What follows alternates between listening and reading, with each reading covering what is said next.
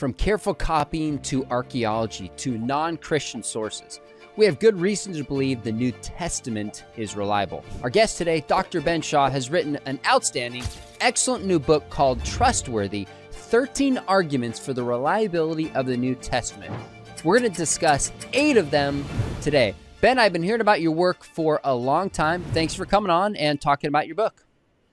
Yeah, thanks for having me. I've heard about you for a long time, and just glad to get on here and share about these different arguments about the reliability of the New Testament. Well, let's jump right in there. Before we get to our 8 arguments, maybe tell us why you wrote this book and what you think makes this book different or unique. Okay, yeah. So part of it has to do with my backstory. I got saved at a young age when my babysitter took me to church, and I heard the Sermon on the Mount, recognized Jesus as Lord. Just hearing his commands on love were incredibly powerful. Had some oases along the way, but really wasn't discipled for a long time. And so I had a bunch of questions about Christianity. I'm from South Florida, Fort Lauderdale. We had 4 million people in our county, so that's 4 million different worldviews, all sorts of different, theories on what life is, how we should live, and all that kind of stuff. And so not being discipled, I kind of got tossed and turned by every wind of doctrine a little bit, and still had my questions. And a long, weird story is eventually hockey took me to Liberty. So I was an ice hockey player. Liberty had an ice rink on campus. It's amazing, by the way. Even better now, they got a Jumbotron. It's ridiculous. But when I went there, it was my 5th college, I found out you could ask questions about God, and they took them very seriously. And so I started asking a bunch of questions. And in the process of that, by the way, for example, when I said I wasn't discipled, when I came to Liberty, I learned Paul wrote half the New Testament. That was kind of a big deal. I was like, oh my goodness. Romans, I'm looking at totally different now. So it was very important and impactful for me. And then I met the former hockey coach, who was Gary Habermas. And long story short, I became his research assistant and started studying with him. And we got asked one day to go speak somewhere. And I'm like, well, everything I know is what he's taught me. You don't want to hear me talk about the resurrection. You want to hear him. He's the Michael Jordan of resurrection. You don't want to hear me. And I was like, what's something that was really fruitful and helpful for me? And then these 12 different arguments were something that I was very, I wish I would have known without having to come to Liberty or without having to go get a graduate degree. So these were the good fundamental starting points for understanding the New Testament as a believer and as someone who had questions. So that's kind of how it came about. That makes sense. Now, each of these books could be each of these arguments you make could be an entire book or series of books within itself. Yes. But this, Absolutely. I would say this might be the best book I've seen that says, here's the breadth of scholarship from canonicity to authorship to textual criticism in one book brought together that is helpful to somebody who's new. But every chapter, there's like 1 or 2 things I'm like, oh, that's a fresh way of looking at this, even though I've studied this, was helpful to me. So I recommend it as highly as I can, a book on the reliability of the New Testament. It's really, really well done. Well, let's jump into each one of these and start giving folks what you consider the case for the reliability. And the first chapter is on New Testament textual evidence. So maybe explain what you mean, how this advances the argument and some of the evidence itself. Right. And yes, the first chapter on the textual criticism, it's probably the most difficult chapter. And so for those, if you start reading it, you're like, oh, this is tough. After that, it's very easy to understand the following chapters. And the reason I say that is because my wife's reading the book. And so as academics, we don't always get our wives to read our work. So we were talking through that. And so getting to understand some of the textual arguments sometimes can be tricky just because of the nature of what it is. And what we're really arguing is, are the words in the New Testament the actual words that were written down originally? And so there's a whole field called textual criticism about that. And so we just unpack some of the real basic fundamental issues regarding the New Testament evidence we have. And so the 2 that I looked at were how many copies do we have, the amount of copies, and then the age of those copies, because we want to see how they stand up to critical scrutiny. Because if we don't know what the original words were, how can we even know they were reliable? So we have to know what they said in order to test to see whether those claims are reliable or not. And so New Testament critics, textual critics, that is, they will use the same tests that we use for other ancient writings like Plato or Homer. And so we actually compare Plato and Homer with those of the New Testament. N.T. Wright has that great saying where Homer is the Old Testament for the pagan world, and Plato is the New Testament. So, what a good comparison we could use to compare with the New Testament evidence. And so when we look at the evidence for Homer and Plato, we see there's about, the recent counts, I believe, are up to about 2,000 copies for Homer's writings, and I'll say about 225, 250 for Plato. And when it comes to the New Testament, there's at least 5,000 copies. So and this isn't some conservative count. This is widely recognized by scholars of all stripes, including Bart Ehrman. He's got we have some good quotes from him in the book that highlights, the amount of script of textual evidence we have is far more than any other ancient writing. Full stop. Like that's it right there. And so that's just in the Greek. That doesn't even count the other languages. So you put right here on page 13, I thought this was really helpful. It says Homer, or the Homeric tradition, dates around the 8th century BC. And like you said, roughly 2,000 copies. The date of one of the earliest papyrus fragments of the Iliad is as early as the 4th century. So about 2,000 copies, 400 years later. You look at Plato, this says, somewhere between 210 and maybe 275 manuscripts based on how you count it. And then you have a quote in here that says the oldest sources for the text of Plato are written in the 2nd or 3rd centuries AD. So we're talking 500 years roughly past the time. And this says, as one classicist put it, these copies are closer to us than to him. Now, what I appreciate is you're not saying this means Homer and Plato are not reliable. In fact, you think we can largely trust them as historically copied documents. But if we just compare the New Testament to the number and dating of these other sources, the New Testament kind of stands in a category of its own. That's the root of your argument, as I understand. Is that fair? Absolutely. And we're just comparing it to how we look at other ancient other historical works. Plato and Homer, everyone is familiar with them. And so if we don't have any questions with them, we definitely shouldn't have any questions about the New Testament textual evidence. And even Ehrman himself, he's the leading textual critic. Between him and Dan Wallace, they're the top 2 leading scholars on New Testament textual criticism. And they're on different sides of the coin. One's a skeptic and the other's a believer. And even Ehrman says it's no question that there's more textual evidence for the New Testament than there is for these other writings. So if you don't know that, then you don't know that. And so we're trying to identify these fundamental starting points for understanding, we can trust what we have.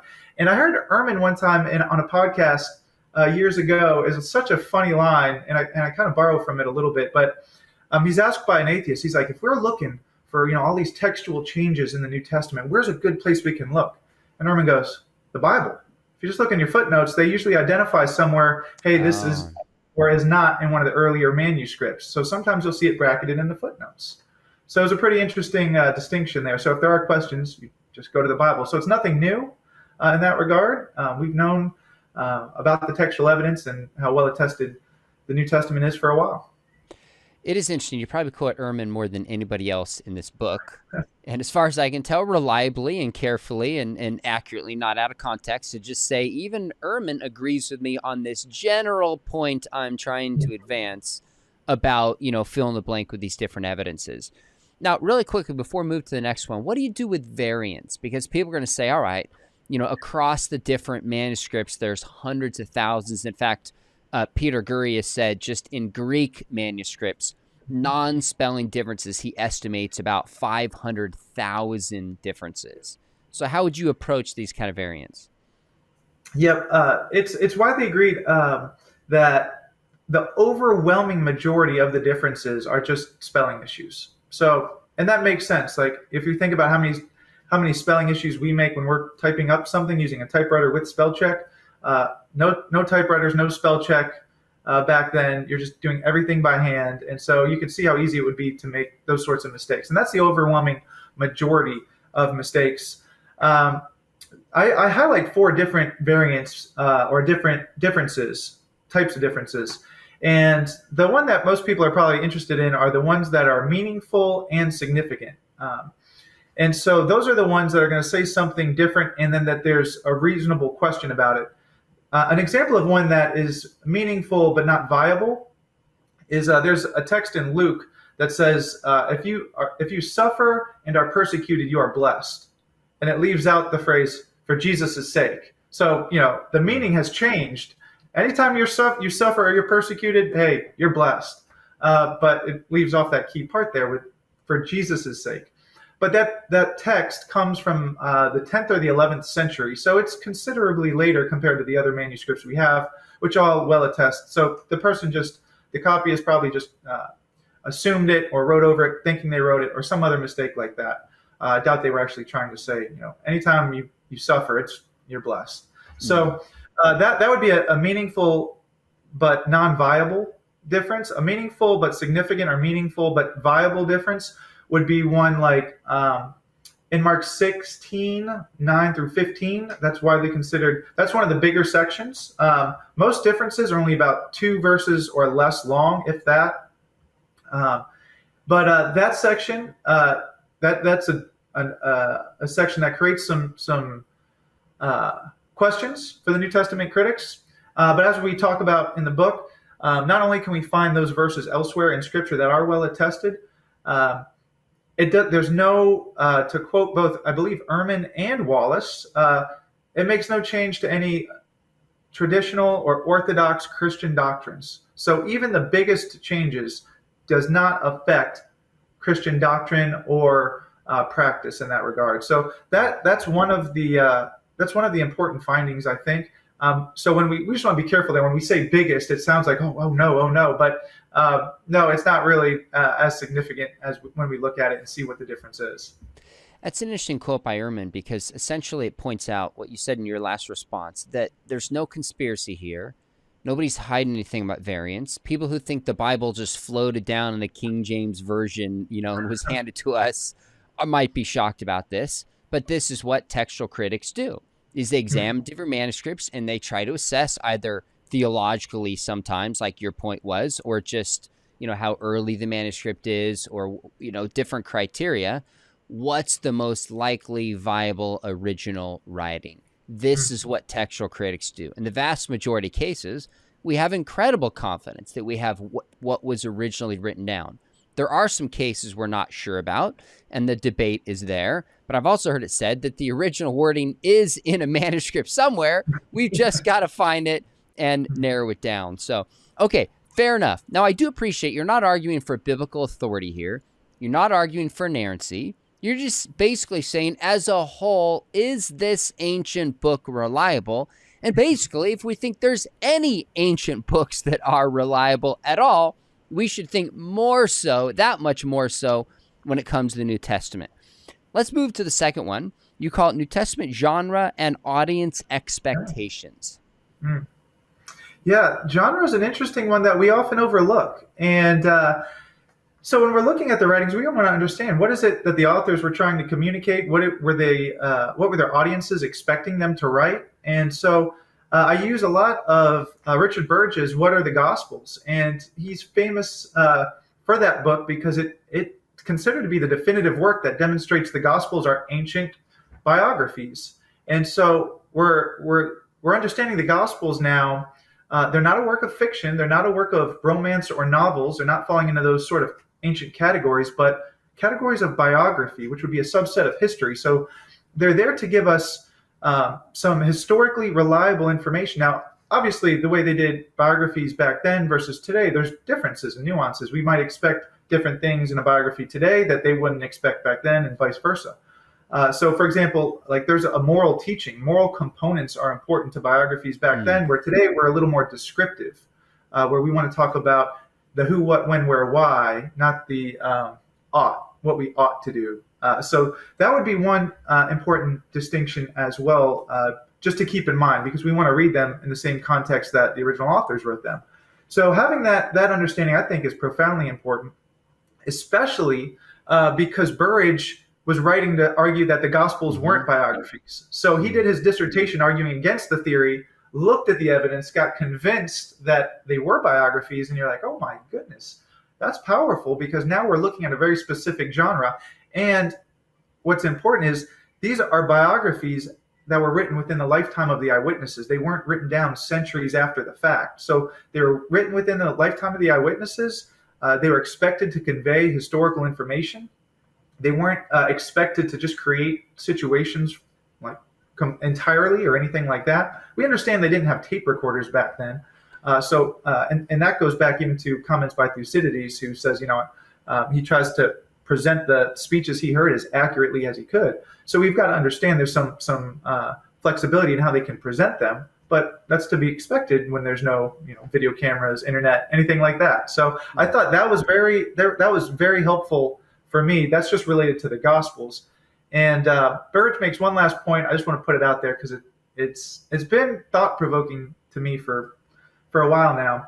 But why is it that we have the gospel? Why is there a gospel of Jesus? Why is there a biography of Jesus when there's no biographies of rabbis? And so his argument, and he unpacks it in his book as well, but I just hint at it in mine.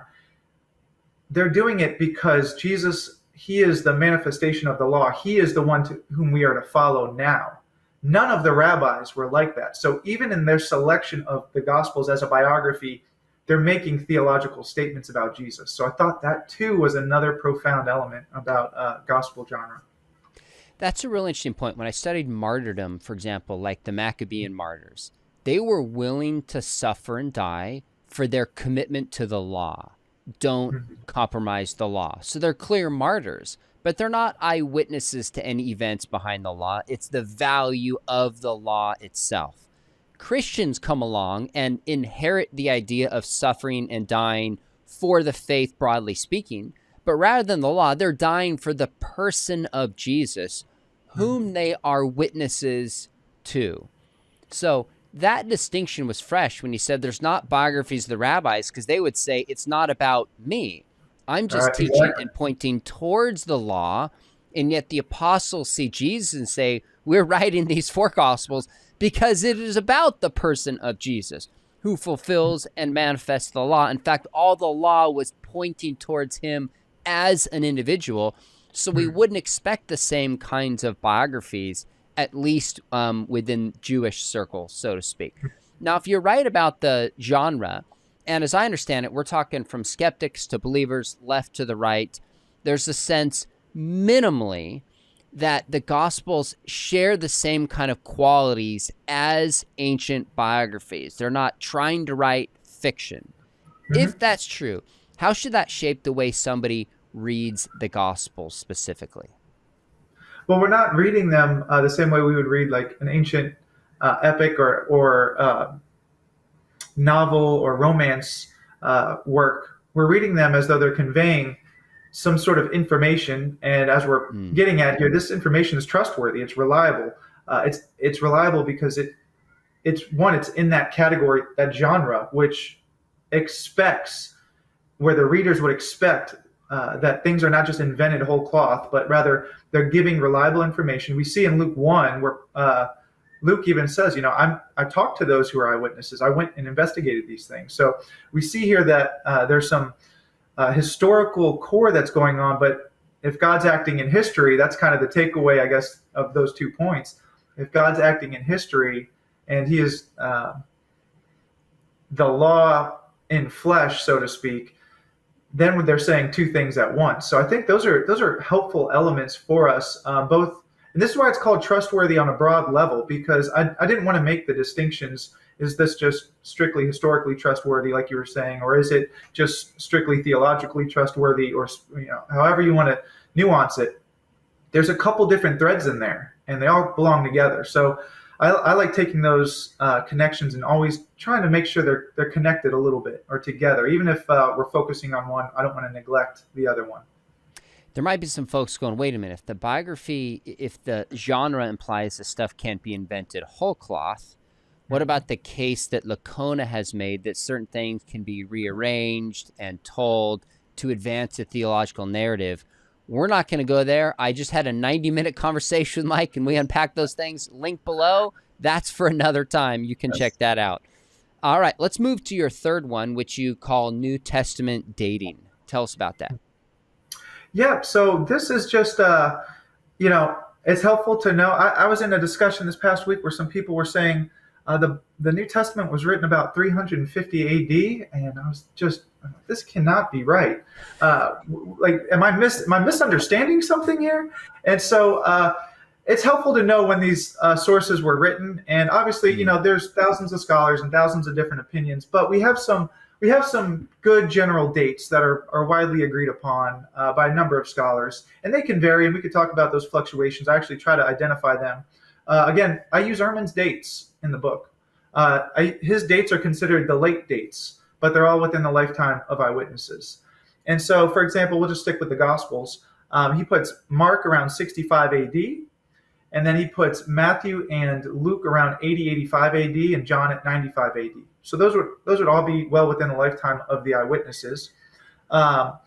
Conservatives, like I use Craig Blomberg as well, he may date things a little bit earlier, and that's fine, and there could be good arguments. There's skeptics, as you know, like Maurice Casey and James Crossley, they date Mark to the 40s AD. So it's not just a strictly, evangelical, non-evangelical divide or anything like that.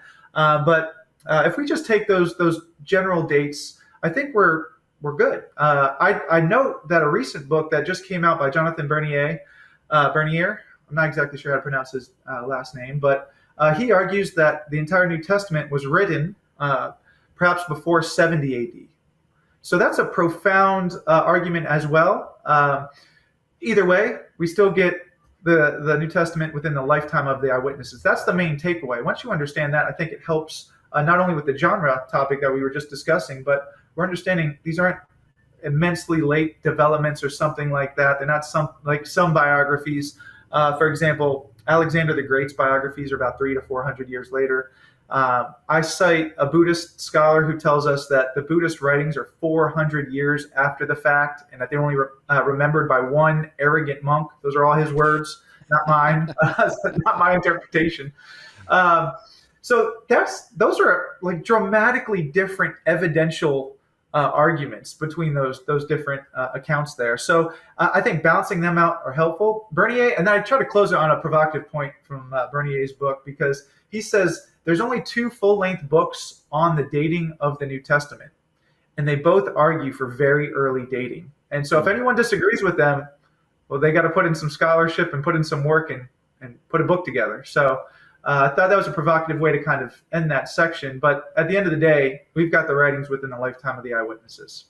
It seems like apologists can do one of two things generally. Either try to argue for earlier dating, as Bernier does, and that book is excellent, by the way, very well reasoned and deserves a lot more attention and interaction, like Robinson's book did decades ago.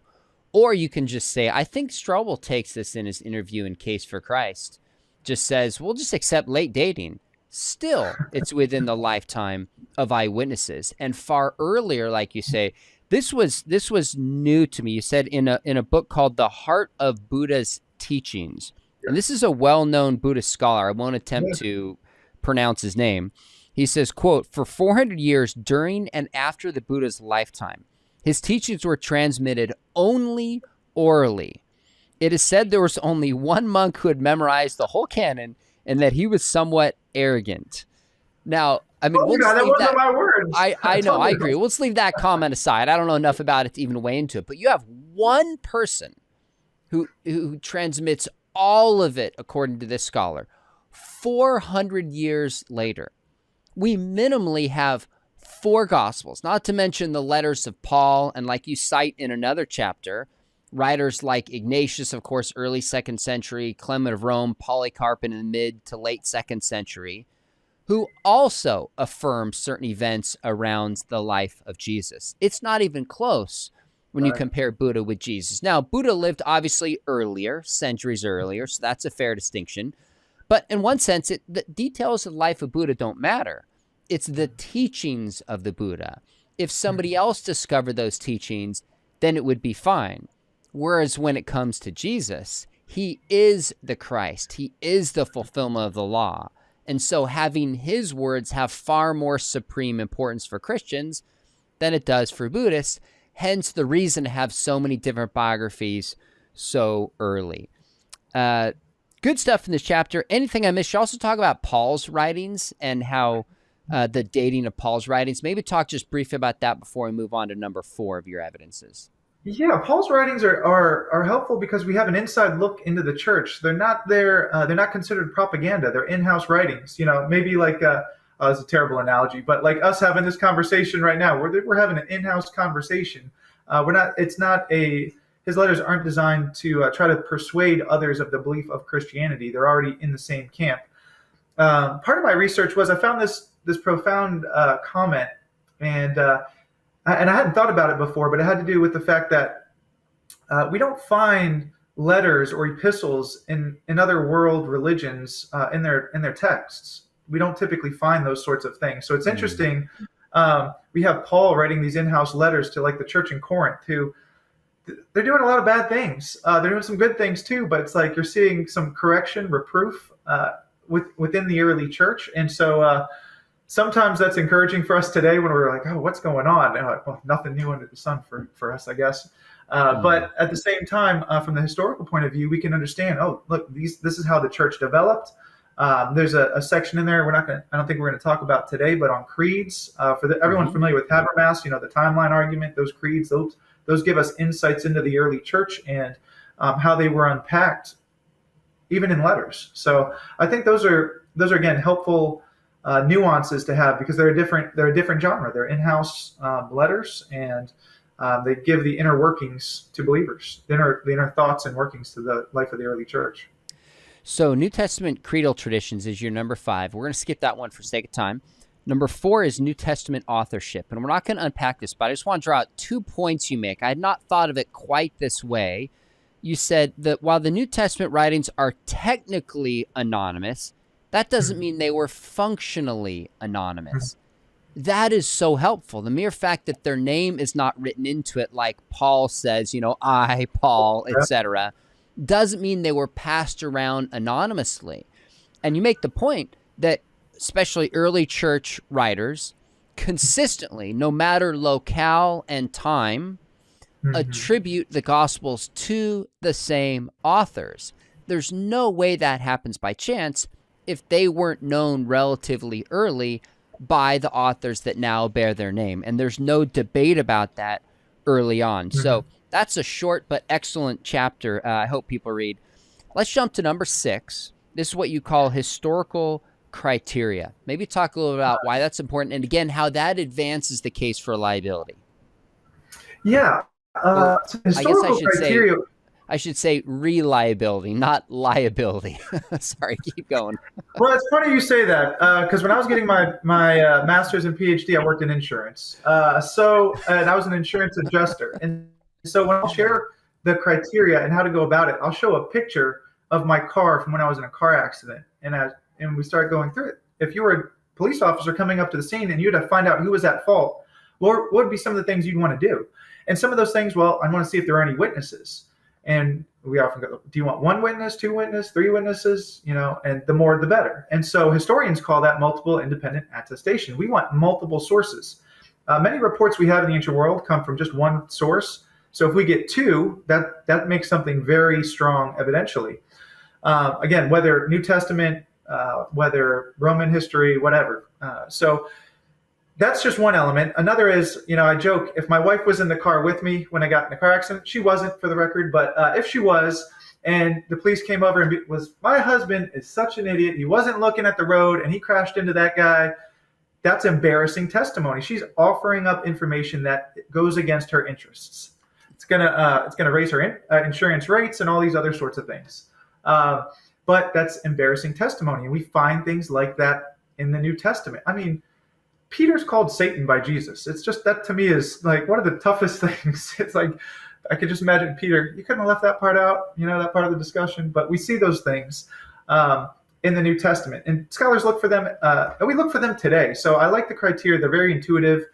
Enemy attestation is another one where we might have a rival or a competitor, but they're saying something positive about us.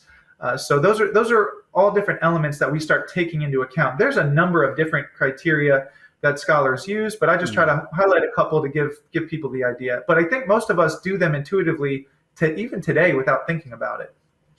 I want you to tell me if you agree with this or not. It seems like there's two ways we can use the criteria. And I make this distinction. I teach a whole class on the resurrection, as you know, at Biola. And I'll talk about, you can argue kind of bottom up through these criteria. So this could be minimal facts, but doesn't have to be. Other scholars do it that don't strictly adopt the minimal facts approach, where we know Jesus died by crucifixion. We can reason that the tomb was empty, that the appearances are reliable, etc., by using these criteria. But we can also use them top down. Like if the New Testament or the Gospels, or say just the Gospel of Mark that you cited, is reliable, well, then we also get the resurrection kind of thrown in, so to speak. And one way of checking reliability is, let's take this writer, Mark. Does he include embarrassing material? And if Mark is reporting the eyewitness account of Peter, which Papias and I believe Irenaeus also tell us in the 2nd century, and Mark includes the claim, "Get behind me, Satan," and of course that's to Peter, then that makes you go, whoa, wait a minute. Mark seems to be willing to report embarrassing material. That lends somewhat of like evidence in the box of reliability for Mark. So do you agree highlights that these... impartiality. Highlights impartiality. That's what I think you're getting at there, and that's something is refreshing a lot in today's society, to see someone be impartial. And if you're familiar with Vishal Mangalwadi, he's got an excellent book called The Book That Made Your World. And he says part of the reason he started seriously considering Christianity was he started reading through the Old Testament, and it was so unlike his history that he was reading, because everyone was perfect and everyone was like maximally excellent in his histories. And then he reads about the Jewish history, and he's like, the priests were sinning, the kings were sinning, the people were sinning. Like everybody was accountable. No one was spared if they were doing something wrong. And so, similar to in these reports, we see that, hey, they're not sparing details. And you can have those bottom-up and top-down approaches. They definitely apply to beyond just the minimal facts. They start because, again, historians do this in other fields, and they're not maybe using a minimal fact approach, but they're going to say, it's attested to by A, B, C, D, and then we also have this testimony as well. So they're able to bring those all together, whether it's a car accident or whether it's Gospel of Mark. It is an interesting point tied to the Old Testament, which of course is a separate conversation. But I wrote a blog, I don't know, maybe, I can't remember, 4 or 5 years ago, about embarrassing details in the Old Testament, like Moses' failures, even as the greatest prophet, arguably, in the Old Testament. Abraham lying a couple times. Of course, David's massive failures, Solomon's failures. These are people who wrote the Old Testament. That seems to show that at least a willingness to report truth and a concern for truth. Now, you use the word impartial. Let me push back a little bit. I don't know if I'd say Mark is impartial, because he's biased. And he starts off by saying, I'm writing this in a sense you'll believe that Jesus is the Son of God. So he's partial. But amidst that partiality, he's committed to truth, even if it casts certain characters in a negative light. Would you agree with that, Casting? Yes. So I would make the distinction. I love that topic. The first chapter of my dissertation was all about how can we know objective truth if we have subjective biases and predispositions and things like that. And there's a really short book title called Objectivity is Not Neutrality. We can be objective without coming from a neutral perspective. And so that's important. I wasn't planning on talking about this, but I reffed hockey for 15 years. And I played hockey at Liberty, and I reffed Liberty's team after I played for them. And so you go, oh, how could you do that? Wouldn't you be biased? No, I don't. Like, if he slashes him in the head, it's a penalty. It doesn't. I can be impartial about that, even though I played for them. And we even had situations where Liberty played Virginia Tech. And I knew the coaches on Virginia Tech because I had also played with them junior hockey. So, we can be objective even if we have different biases. The question is whether those biases become prejudices or whether those biases are paramount. And Kevin Van Hooser has been he's such a nice guy. I mean, uh, he has a great analogy. Our worldviews or our outlooks should be like cities.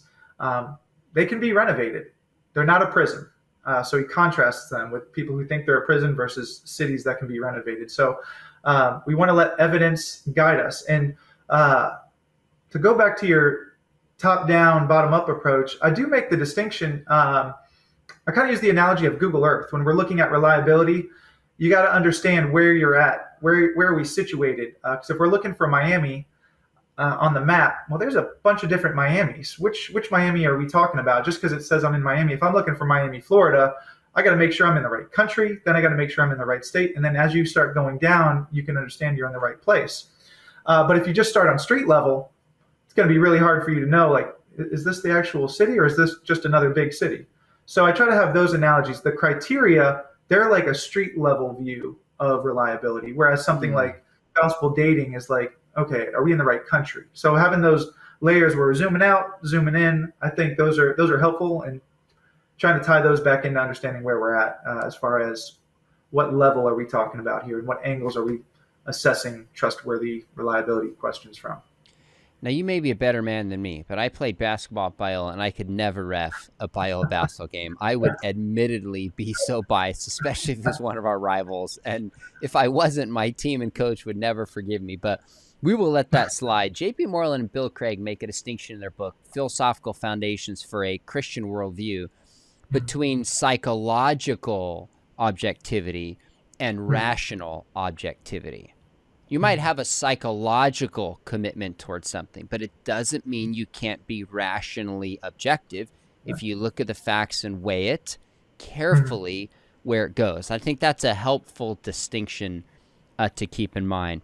All right, fair enough on historical criteria. That's a great chapter, by the way, about multiple attestation, criteria of embarrassment. This is, to me, one of the most helpful chapters for people who want to understand reliability to maybe skip to if they want to jump around. But nonetheless, your next one, I think in part because of Lydia McGrew's book, has been a part of discussion more recently, even though as far as I'm aware, it goes back to the 1800s, if not earlier, that people have talked about what are called undesigned coincidences. Now, I had Lydia on. We did an entire show on this, but just remind us, what are undesigned coincidences? And maybe give us just one example that you find interesting or instructive or helpful in the New Testament.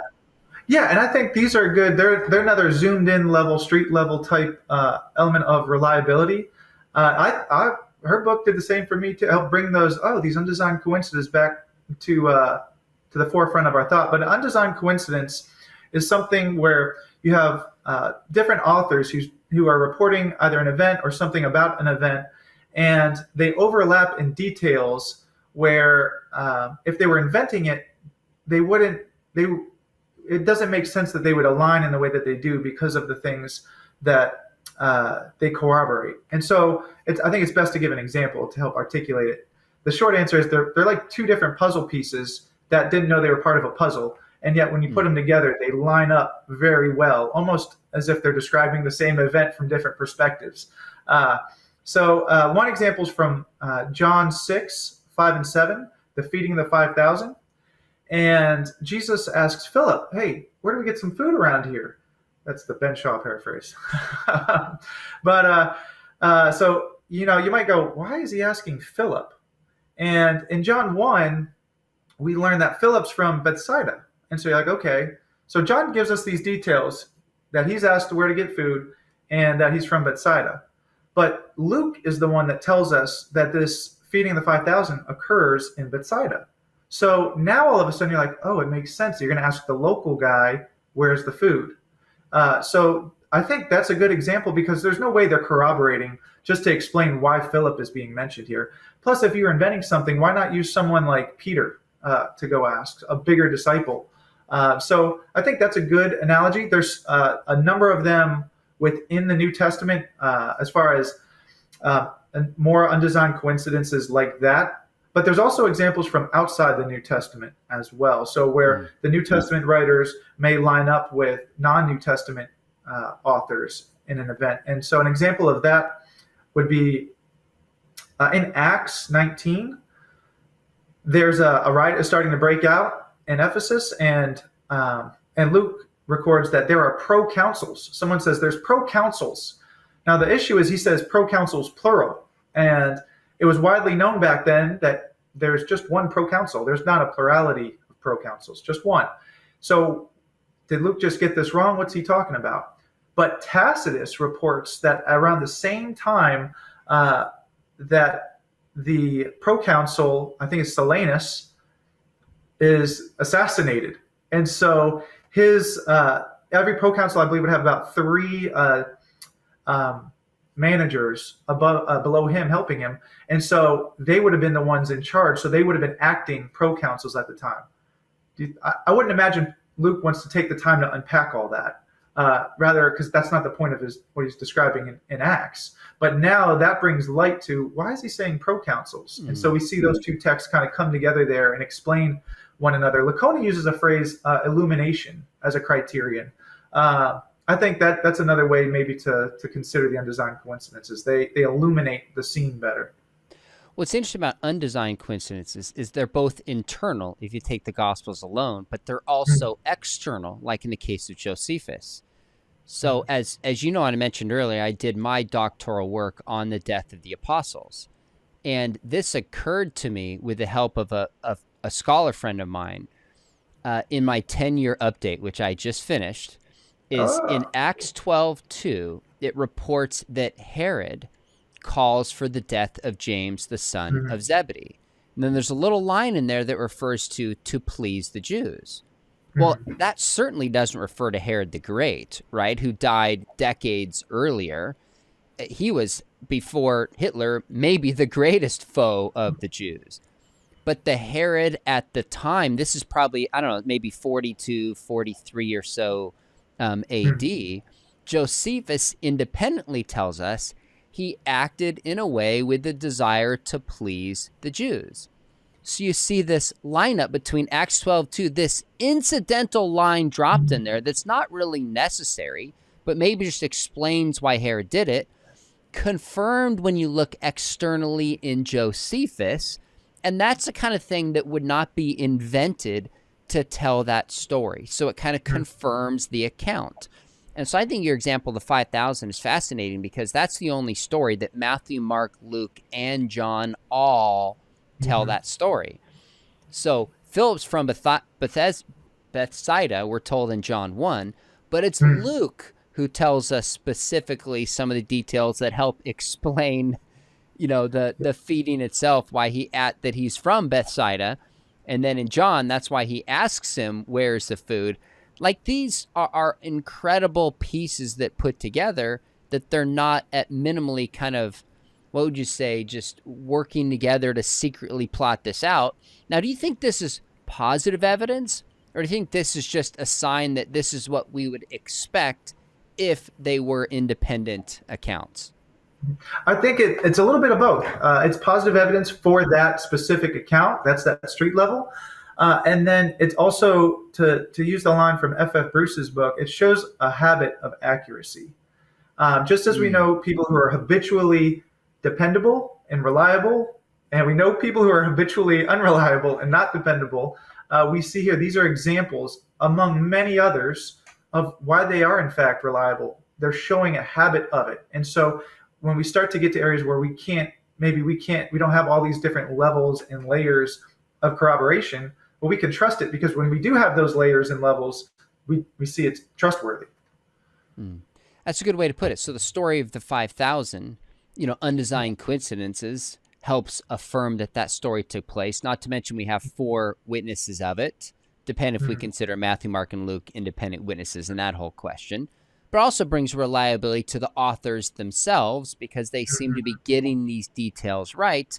Gives confidence when we cannot check other such details in other areas. Good stuff. That's helpful. Go ahead. Just to add a little point to it, what would they gain from, say, Luke and John did corroborate? Is the thing that they're like, hey, we need to corroborate on something. The location of the feeding of the 5,000. Do you think that's like the big thing they're trying to pull the wool over everyone's eyes about? Like that's what I think is interesting about a lot of these undesigned coincidences. They're in these secondary and tertiary aspects of the story. Mm. Uh, that we would expect some of the writers to assume because they're in it every day. They lived it, and whereas someone else, they're approaching it from different perspectives, so different parts are going to be important to them. That's a really helpful way to put it. All right, let's jump to your number 8. It's our 1, 2, 3, 4, 5. It's our 6th of the day. Archaeology.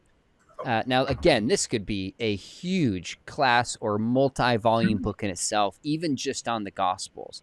But maybe give 1 or 2 example and how you think this advances reliability. Yeah. So I tried to think about, I wasn't going to have any pictures, so I tried to think and stick to the best examples where, pictures aren't needed. But I think Titus Kennedy just had a book come out on archaeological discoveries. So yeah, huge books on the subject. And we're trying to just highlight some of those findings in 10 pages or so. I always like the temple warning just because I think it's refreshing for today's society, because the amount of individual responsibility in the temple warning is strong. And so they discovered this inscription that would go along the border of the temple. And I'm going to paraphrase it, but it goes, stay on the outside of the barrier. And then this is the part that is interesting. Stay on the outside of the barrier, but those who enter will have only themselves to blame for their ensuing death. So there's a clear partition where they're not supposed to enter the temple area. But if they do, they're going to be killed, and their only blame is themselves, because the warnings are there. They're very clear. We see references to that in the New Testament. I believe it's in Acts. I can't recall the verse. I believe Paul in Galatians alludes to it as well, as far as the wall of separation being torn down. So that's kind of an interesting one. A famous one in resurrection research is the Yohanan crucifixion victim, where they find the nail in his heel bone, and the nail appears to have hit a piece of a knot in the wood, and it creates like a fish hook at the end. So when they tried to take it out, they couldn't do it. And we find that this was a crucifixion victim who was crucified around the 30s AD. He was buried. So we're starting to see all sorts of corroboration. Or as I believe it's Dr. Evans says, verisimilitude. Verisimilitude. We're seeing that with the New Testament. And so we see that crucifixion victims could get buried, that nails were used, and those are all things are consistent with what we find in the New Testament. So archaeology has some different limitations with it because it's difficult to identify specific events. So like we have Caiaphas's tomb, for example. It's ornate, but it can't confirm like anything he said necessarily. So Sure. Some limitations there. But another one that's interesting is the discovery of the 5 porticos mentioned in John 5. And that's in Bethesda by in John 5. It mentions these 5 porticos by the sheep gate in the pool there, and scholars would doubt it, saying, "Oh, we haven't found it," or whatever the case was. But then they found it, and so now we're like, okay, this is a pretty big discovery. And so that's another. Again, it highlights that they're reporting things. They're not making up locations or places, but real events, real places. So I think that all lends light to it. And then at the very end, I only mention him, but he's worth noting. Sir William Ramsay, he was a skeptic from the Tübingen School, which is a very skeptical school. He went and did all these in archaeological searches and found that the New Testament was incredibly reliable as far as archaeological discoveries went. And so he totally reversed his views. So the archaeological discoveries have been fascinating, and we don't see them contradicting the New Testament. I think archaeology is one great piece of a larger cumulative case that you're making here. It's important for people to see that you're saying, here's the textual tradition, here's non-Christian authors, here is embarrassing detail and criteria, here's archaeology. Very similar to the kind of case that my dad and I make in evidence, and often when I speak. But this point about the nails is really helpful. You showed this is the Yehohanan discovered in 1968, and for years, skeptics would say the idea that people were crucified with nails is not reliable, it's not trustworthy, it's fiction, it's added later. There is ancient literature you cite, and of course this is from Martin Hengel's book on crucifixion, that attests to the use of nails during crucifixion. But Yehohanan is a physical discovery of a crucified victim in the area of Jerusalem, I believe, late 20s. So about as close locale and time as you can get to the person of Jesus.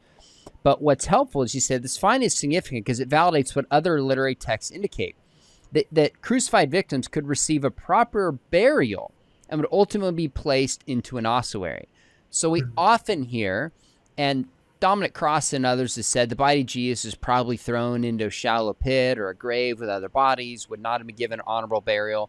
This shows not only that victims were crucified with nails, but also shows you could be crucified with nails, the highest form of dishonor, and in that place and that time still receive an honorable burial. Now, that doesn't show that the gospel story is true, but it shows that the archaeology doesn't contradict it and certainly lines up with it.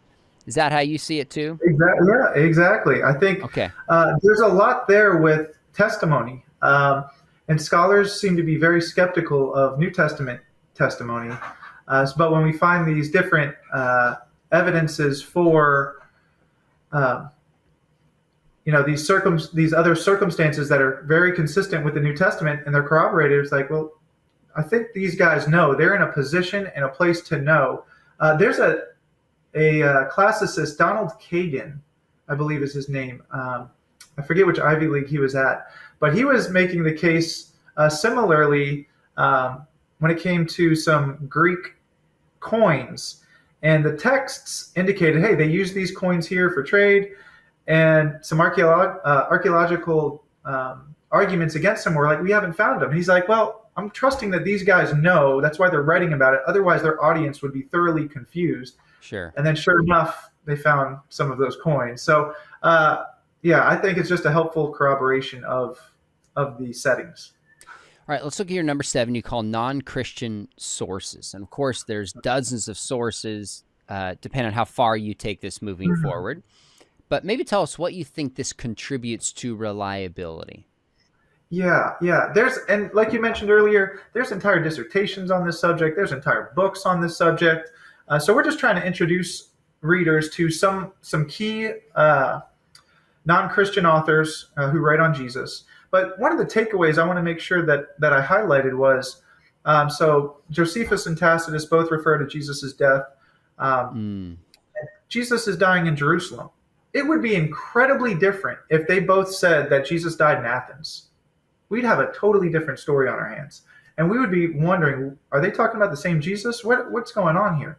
But the fact that they corroborate what we find in the New Testament is just another layer, again, of attestation as to what the New Testament is claiming. It was well known. They weren't making something up about battles in Egypt or anywhere else, but it's consistent with the New Testament findings. So I think that's an important element to highlight there. And then I also wanted to show too what it was like for earliest believers, because we introduced Pliny, this letter from Pliny the Elder, or the Younger, talking about what to do with Christians who are being persecuted, because he didn't know what to do.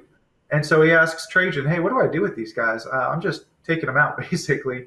I'm trying to do a little questioning, trying to see what I can do. And then we include Trajan's response, because it's helpful for us to realize, like, this is a historic faith that we have that goes back. And so just seeing those things and understanding there were Christians right out of the gate who had challenges and issues, I think it's just another helpful element to consider. But the primary one of that chapter is showing the corroboration that they're consistent with what the New Testament does. So I thought this was one of the things in your book you do multiple times that I thought was helpful. So you said at the end of this chapter on non-Christian sources, and you kind of referenced this, you said, consider, for example, what if instead of saying that Jesus' death occurred in Judea, Tacitus reported that Jesus died in Greece? Or perhaps rather than Jesus being condemned as a criminal, what if Josephus reported that Jesus died during a battle in Galilee? I've never really thought about that, because there's a lot of things that is not recorded we wish was recorded. We wish we had more sources. And you talk about why we shouldn't expect to have more sources. But we don't often say, well, what if Josephus reported something that totally contradicts? Because there's nothing in Josephus that contradicts. Now, there's the debate about whether in Antiquities of the Jews he really refers to Jesus being the Messiah or not. But that's a separate issue. We don't know if that was interpolated or not. Probably was. But to think about, what if they did reference Jesus completely different from the New Testament? We'd have a mild scandal on our hands. But there's nothing like that until you're so far removed that we know these kind of sources are not reliable. So that was a helpful way. I got to give you kudos for that. One other thing in your chapter, again, each one of your chapters, there's like at least one or two things was like, I've studied this, but that's helpful. And I've read Bart Ehrman's book on this. For some reason, just forgot it. He said, the idea that we can't use Christian sources to refer to the events of Christ, presumably because they're biased. You said skeptic Bart Ehrman argues that no historian would reject early accounts from the Revolutionary War just because their authors were Americans. That's totally true and shows a double standard when it comes to the New Testament writers. Yeah, and I think I put a note in there too, just trying to be kind of silly, but like that's the whole point of all the chapters prior to that chapter on non-Christian sources, because we've just gone over, 10 or 11 different reasons why the New Testament is reliable historically. So we don't have to go and look outside of the New Testament. The New Testament is a good source as it stands. The same way we want to know, what was George Washington thinking about, these different battles? And so his comment's great. I like Habermas says this a lot of times.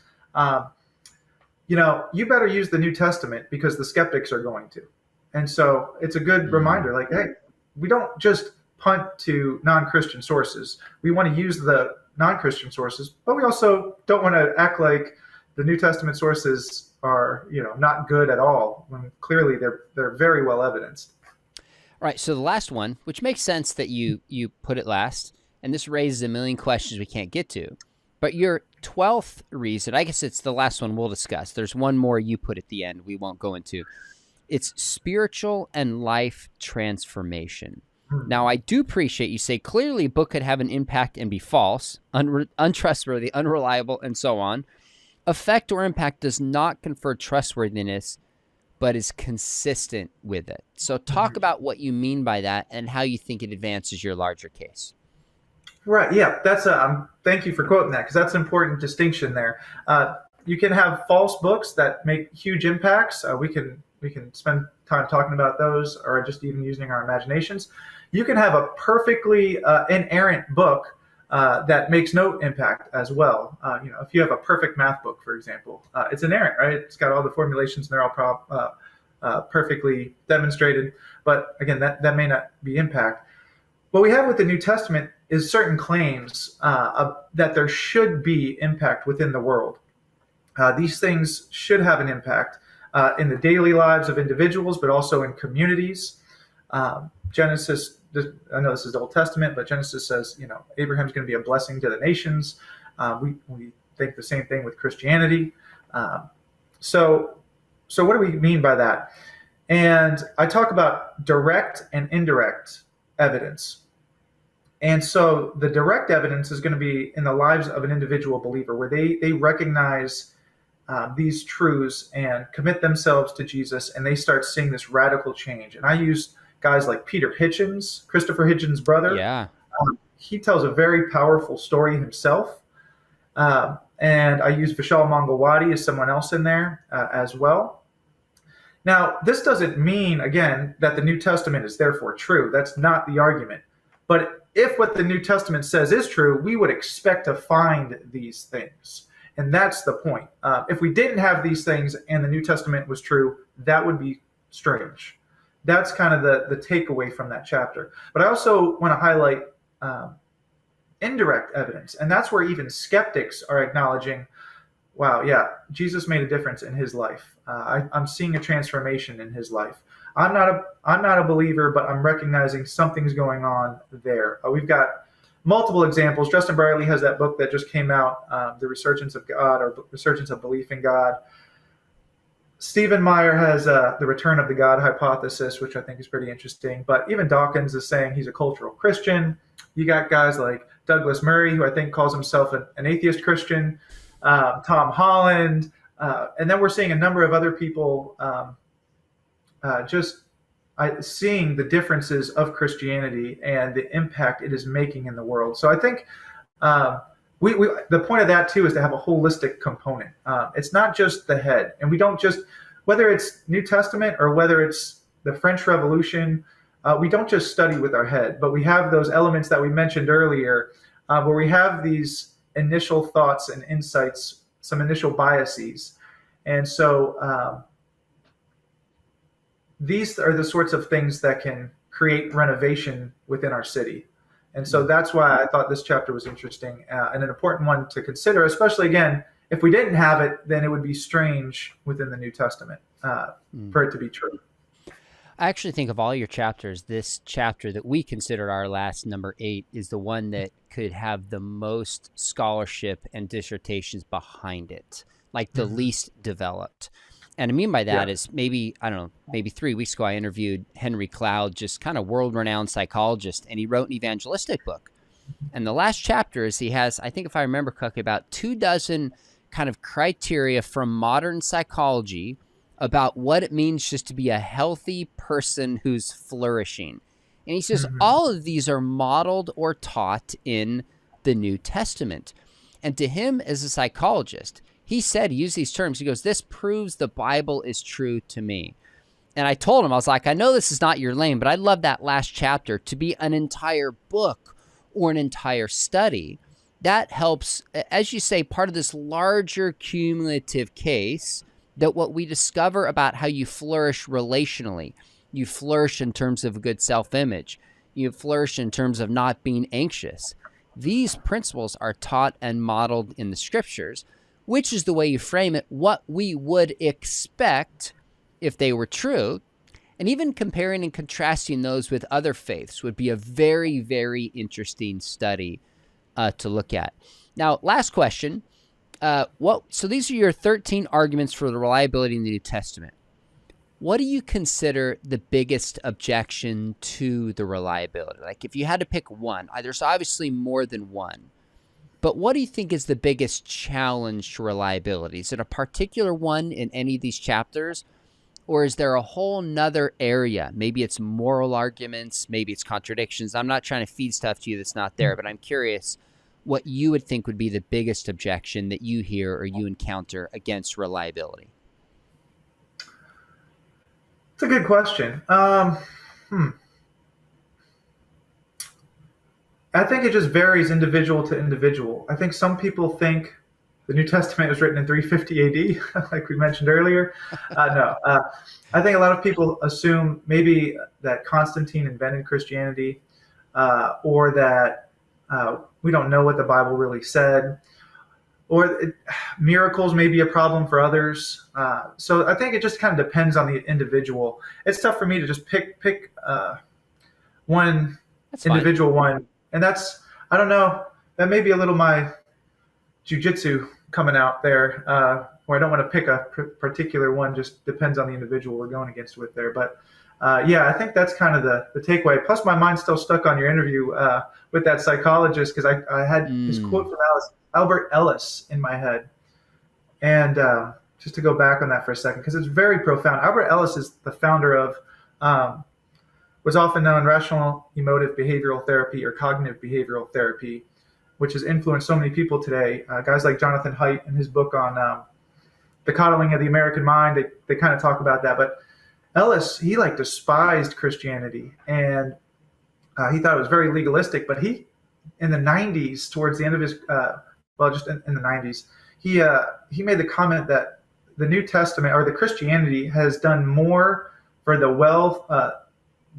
welfare of the minds of individuals than all other types of counseling and psychological methods. And for someone like him to say that, it was such a profound thing. So my mind got hooked on that. But when it does come to the objections, it typically is just a case by case. I just try to meet the person where they're at. I know there's a lot of people, maybe it's a good segue for the 13th chapter. The 13th chapter is, hey, say I'm wrong on those first 12. We have the minimal facts argument, and that's going to get us. So, if I'm totally off on all those 12, hey, the 13th is still strong. And I allude to different books because I know people are probably wondering, well, you don't deal with objections. That's not what the book's about, in the sense of it's not a contradiction book. There's tons of contradiction books that engage those subjects. There You are, mentioned yeah. Lacona, and I mentioned Lacona's book. I mentioned Howe and Geisler's book. There's big books that address all those things. So there's a time and place for that. But the goal was to keep my book about 150 pages max. We didn't want it. I didn't want it to be a huge thing. I wanted it to be something that everyday believers could pick up and get, so they don't have to.